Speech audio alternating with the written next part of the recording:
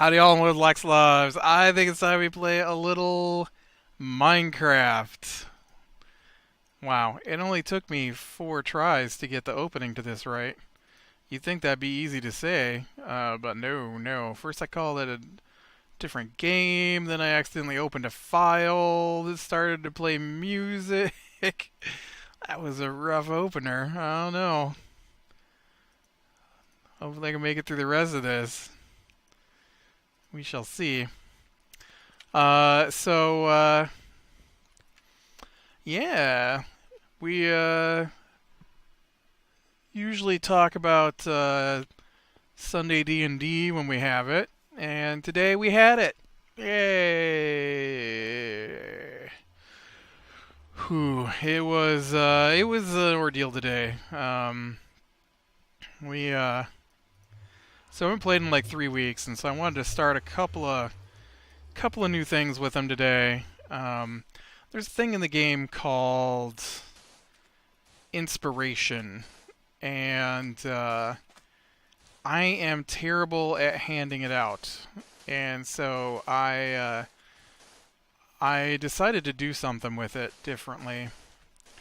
And regular inspiration is just handed out on a whim by the DM, and it allows you to roll a d20 with advantage, which means you get to roll it twice and take the higher of the 2 numbers.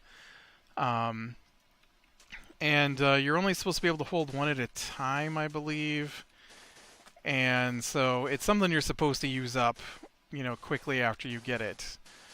And so but I never remember to hand them out, ever. And so I thought, well, this is a shame, because, it's a nice feature that adds on to the game. It gives them something so they can go, oh, that was a terrible roll, I'm going to use my inspiration and roll it again. There are classes that do a similar thing, also called, I believe it's called Bardic Inspiration instead of just Inspiration. Only theirs adds a dice throw on top of the number instead of just being allowed to re-roll it again. And so I'm like, you know what? I'm just going to take that whole system right out of my hands, and I am going to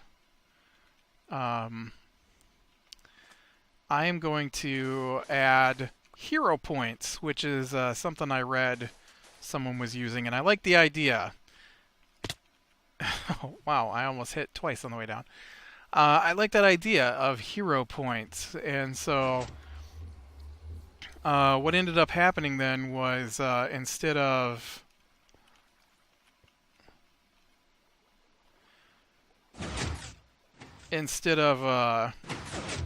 oh, dang it, always that first time.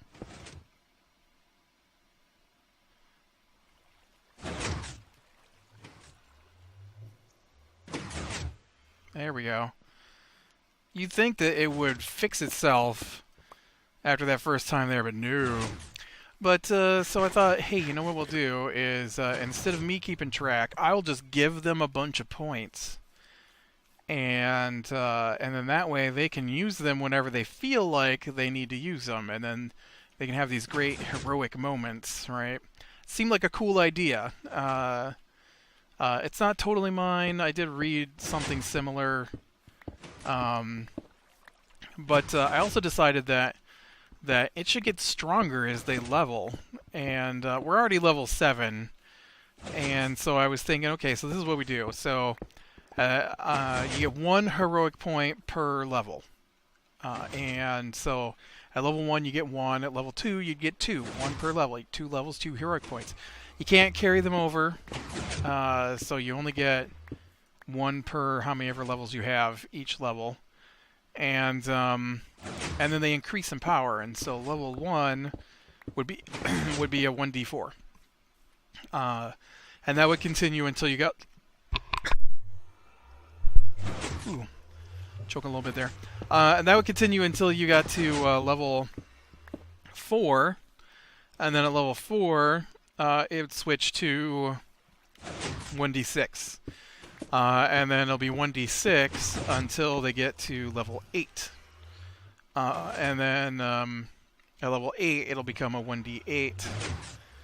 And then it'll be 1d8 until level 12, and then it becomes a 1d12.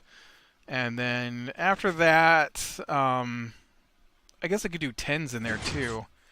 1d8. So at level 10, I guess it should become a 1d10. And then level 12 would become a 1d12.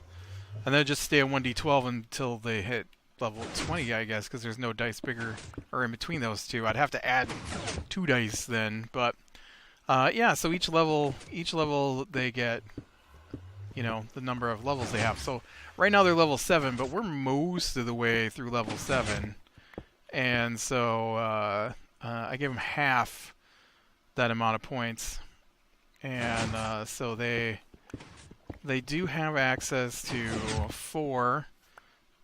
7 divided by 2, and then round it up. 4 heroic points they can spend, and then whenever they roll a d20, and I just said whenever it's a d20, attack roll, saving throw, abilities check, then they can add a 1d6, roll that, and add that to it. So it could be amazing, it could not be amazing, it could be just enough to get them over, you know, over that last little bit they need to complete something, you know. And so I thought that might be kind of cool. And so that is something I added into our game today. They didn't get a chance to use it today, but they did. I mean, that's not true. They had plenty of chances to use it. They didn't use it today. I mean, and then I also started watching a thing on DMing, and I do this thing every time we start where I go over and rehash the what we did the week before, and the one DM that I was, or the one show that I was watching about DMing said that it's better not to do that, and because your view of what is happening is different than the player's view, and so if you tell them what you remember, that is going to be a different thing than what they remember, and on top of that, you might use language that's different than what they would use that would give them hints about what's going on, and so you really need to let the players rehash. And so I'm like, oh, that's a good point. So I'm gonna stop rehashing, and instead, what I'm gonna do is I'm gonna let them. We're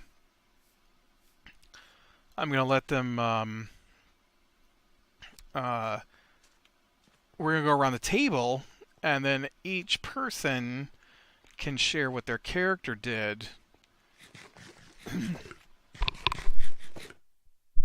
in the previous episode. Man, I'll tell you what, we made pizza. It's still really hot, so I thought I'd do my recording. And but I ate a pepperoni, and apparently I still got a little bit of half-burnt pepperoni in my throat here. It's trying to choke me to death.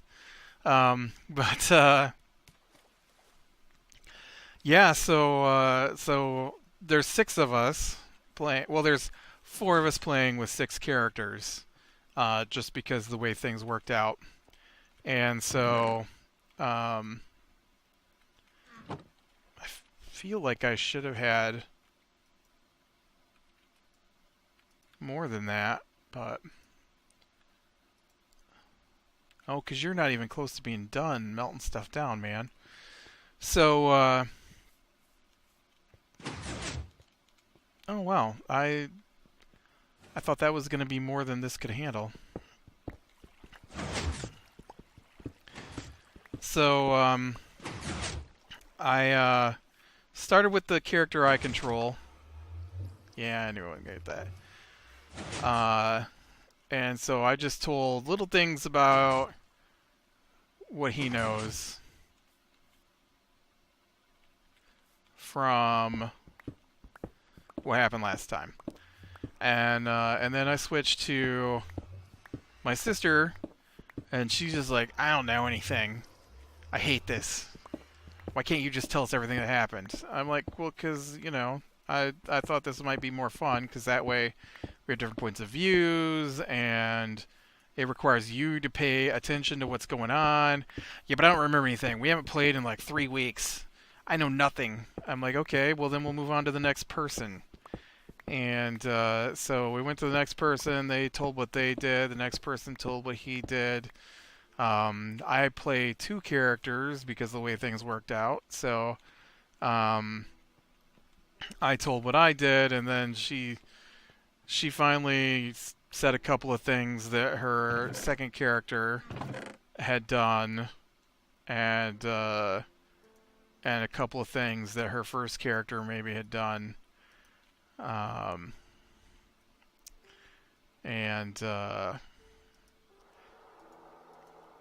so yeah.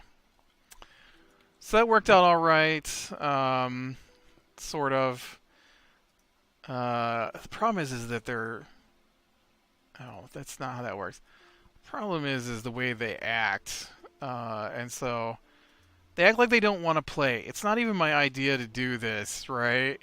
And they act like they don't want to play, or they're angry at what they've got to do to play.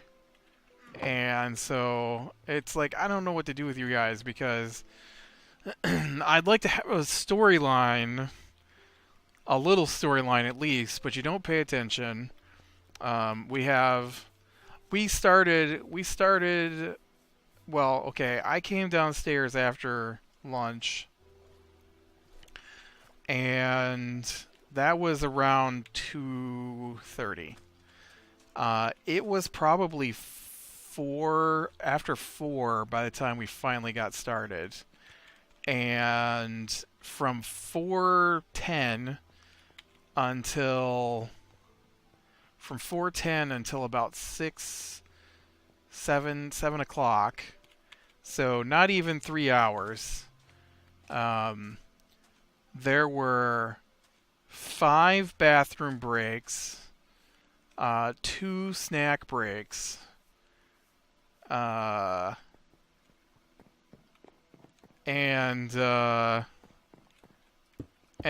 it just gets ridiculous after a while. Oh, that is the wrong way. And I'm like, okay, I'm banning snacks and drinks next week. Why? I'm like, because I'm not putting up with all these bathroom breaks. I get one sentence out of my mouth, and then somebody's got to take a break for something over and over and over. And we can't even get into the game because you people won't sit still long enough for me to finish describing one thing. And I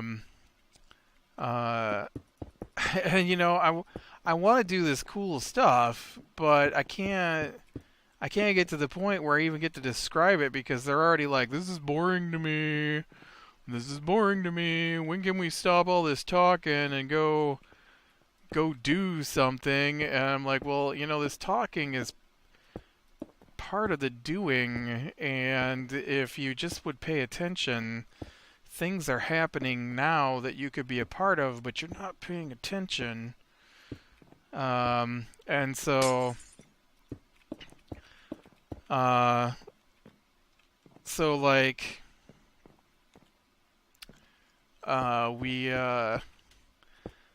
we ended last session in the inn, or on the way to the inn, or something. None of us could remember because it's been 3 weeks. And so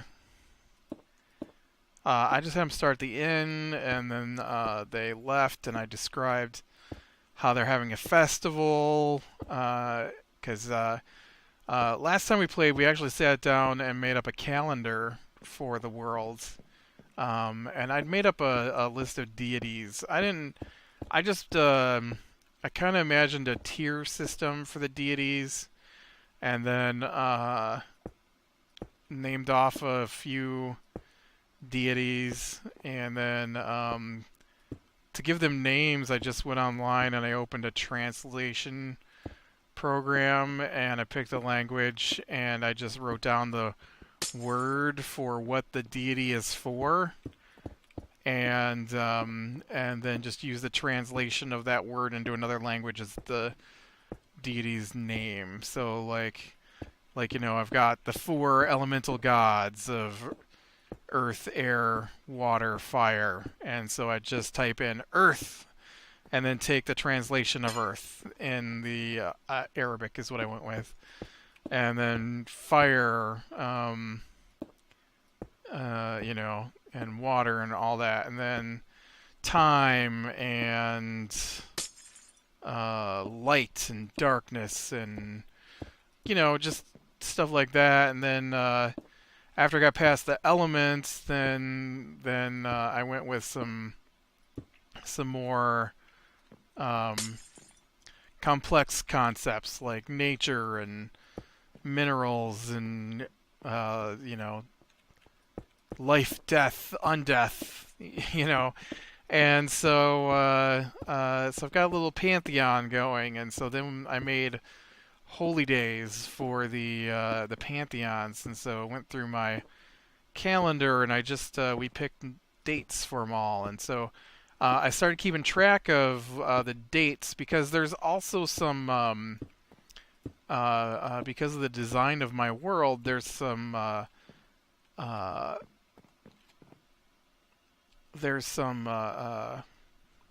what's the word? There's some tidal things that happen because of the shape or the size, the number of moons, all that. And so I've got this thing where once a month, or not once a month, once every 3 months, there's an alignment that causes a huge tidal surge, and so the tides actually get much deeper than they usually do, and the coastal cities have to be behind seawalls that they close in preparation for these giant flooding days. And so the cities, basically, the coastal cities have to shut down the coastal side of things for a couple of days. Otherwise, the city would get flooded out from the super high tides. I don't know if that's the way tides work, but that's the way it works in my world. And so I wanted to know what days those happen on in case they ever make it to a tidal city, because they might need to work with that stuff. And so yeah, they all right, I'm gonna go get maybe some spruce planking for this little bar area here.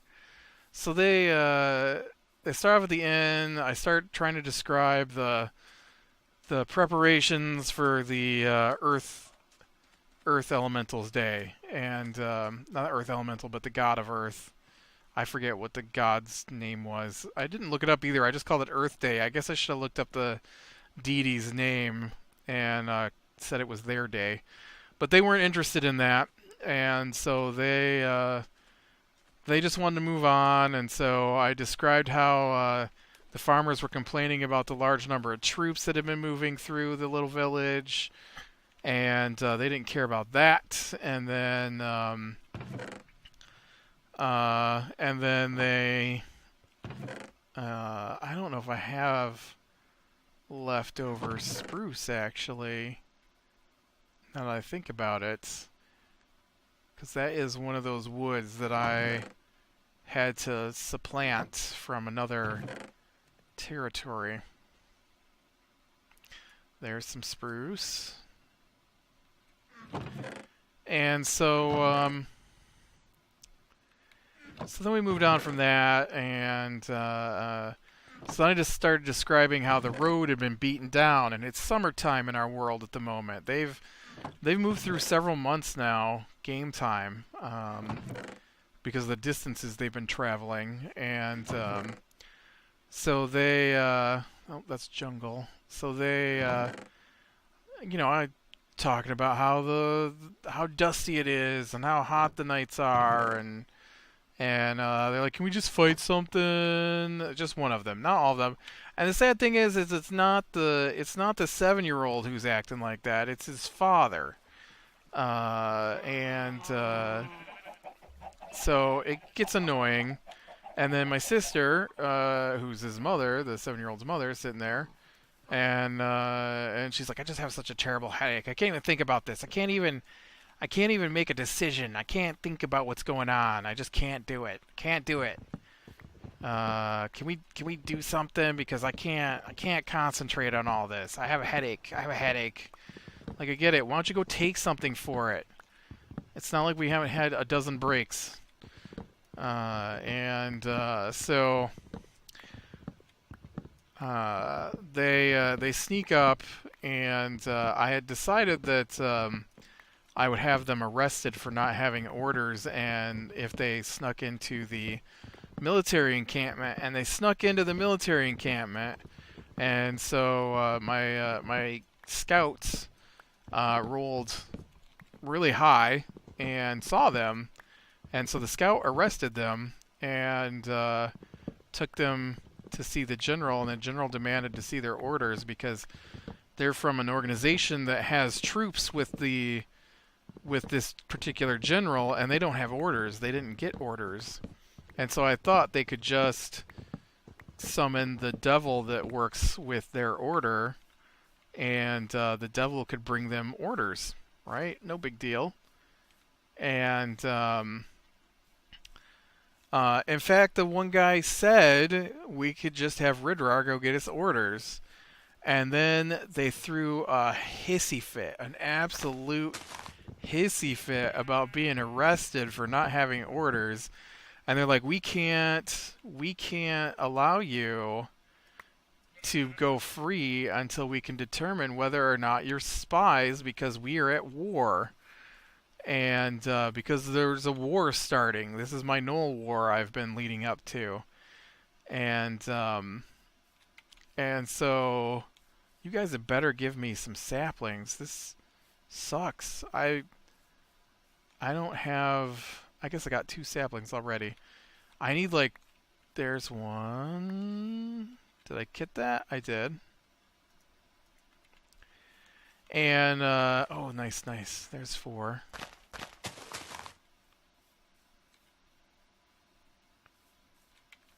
We got a few more. Maybe I can get a second. We got any saplings? Thanks, Dirt. Do we get any saplings over here? What? Get out of here. Did you see him doing something? And, so I'm describing the encampments. I'm describing the different groups that are there, because this is not the main army they saw earlier, and it was at the large city that they have as their headquarters. Well, I tried, guy. I guess I should have just moved this other one over. Put that one there. Maybe this over here, I'll get another sapling drop. Oh, there was another 2 sapling drops. Oh, yeah, that's what I'm talking about. How come you guys haven't grown up here? That's weird.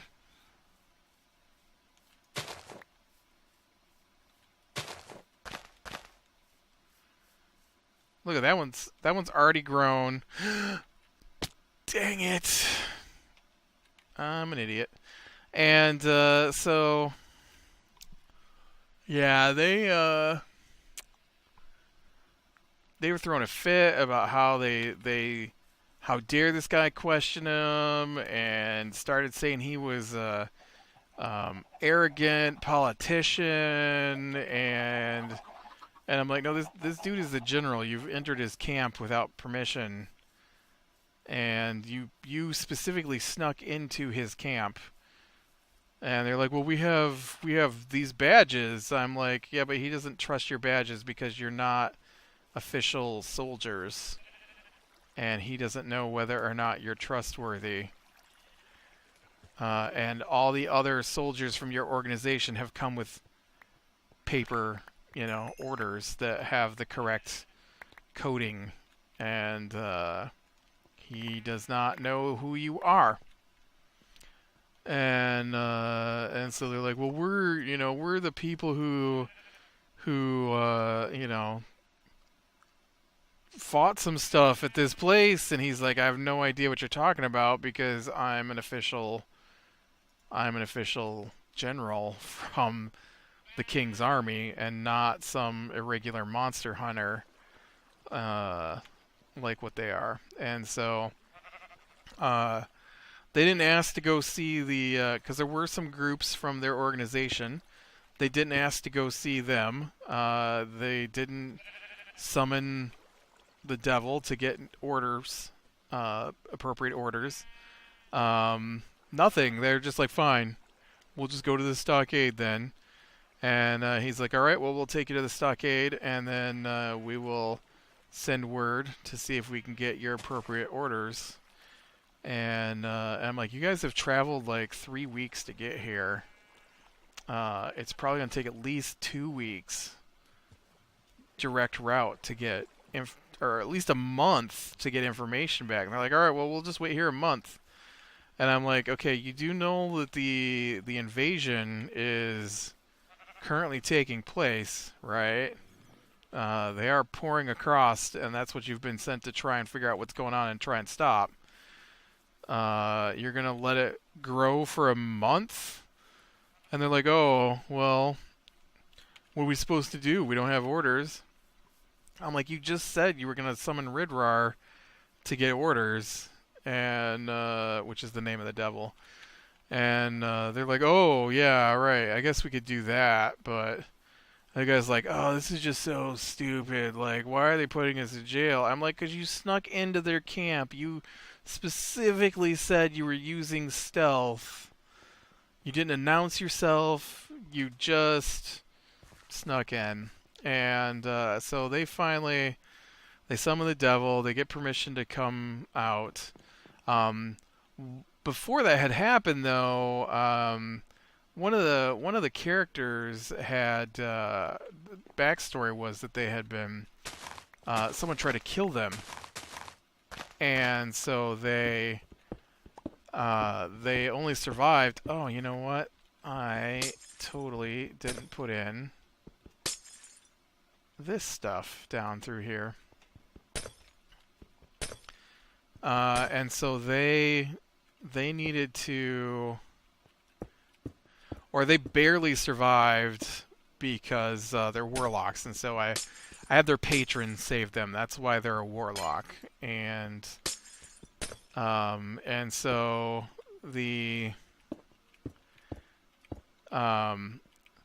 this ambassador is there, and they're having a meeting, and the general is thanking him for his work in getting the orcs to come help them, and that having the orcs was going to make a big difference. And so the group has been ordered to go to the orcs and deliver the payment for their alliance, and the payment is this jeweled dagger.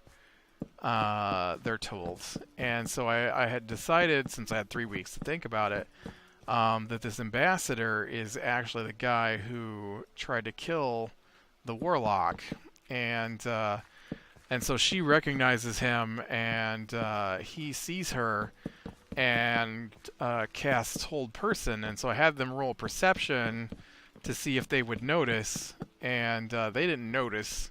One of them noticed, and so I told her what had happened, but she didn't really do anything with that information, and so I just went on. And man, this is looking pretty nice. And so So I I I'm like, okay, well, uh,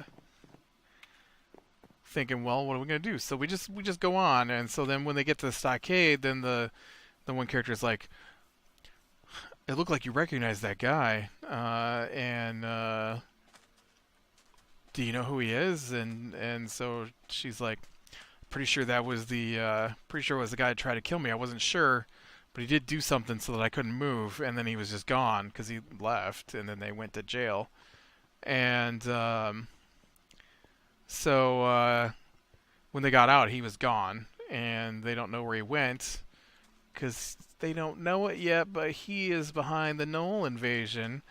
So then the general they get their orders from the devil. The devil, or then they call the general back. They give him the orders. The orders check out. I mean, he's not that unfamiliar with magic. Just he needed the coded orders that indicated they were who they said they were. Otherwise, what's he supposed to do? I don't know. They're acting like he should have just believed who they were and let him go or something. I'm like, no, no, he doesn't know who you are. You're nobody to him.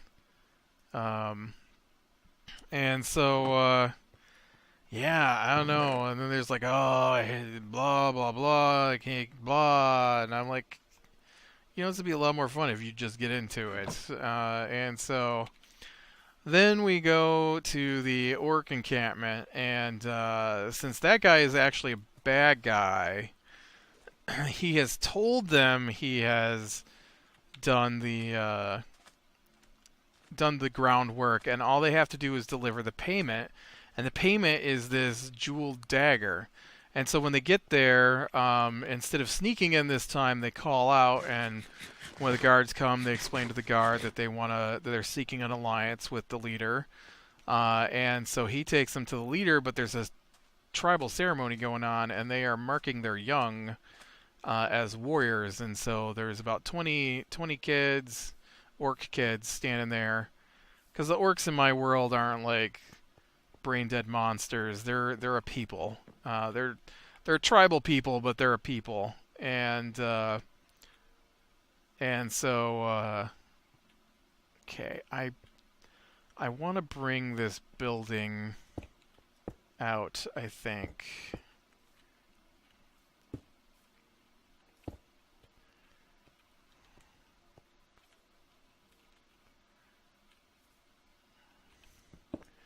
If we do it there, then I should bring some blue with me.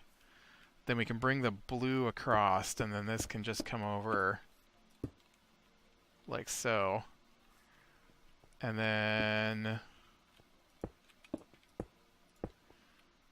that's got to be... that would lower the blue, right? The blue is... No, the blue is the next step down here. So if we bring this across through here, I think that's probably enough for the kitchen, maybe.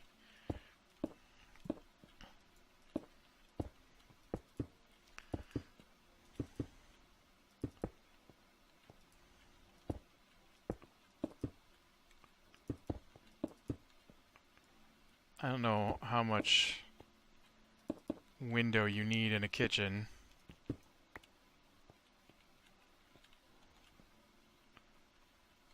And so